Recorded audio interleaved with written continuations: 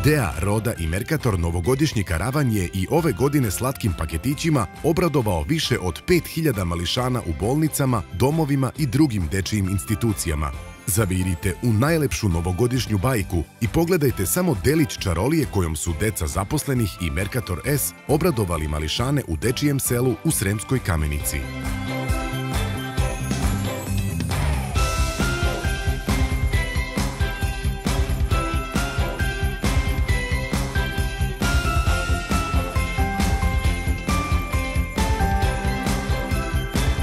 Uskoro će Nova godina.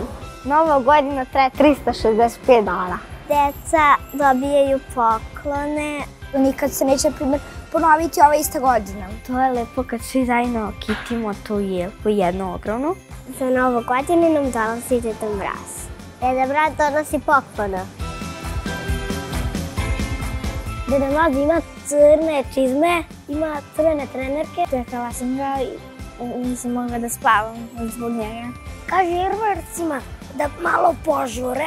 Pomažu mu vilenjaci na njegovoj zemlji. Mislim da vilenjaka ima 100. 10 otprilike možda. 9.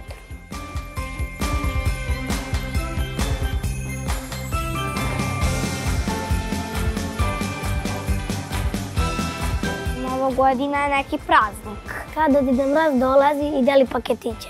Proslavlja se tako što donesemo jednim drugima poklone. Pa kad se igramo, rudvamo se. I ukrašavamo jelke. Otvaramo zajedno poklone i pravimo žurke. Nova godina je kada svi slavimo veliki praznik.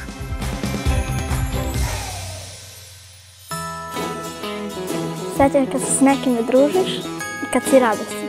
31. decembar, da sam najviše srećna. Kad se igraš, spremiš drugome poklon. Da napraviš za drugaricu svoju narukvice. Prijateljstvo je kad se družimo. Sreća je kad nekog voliš. Ja sam stalno srećna.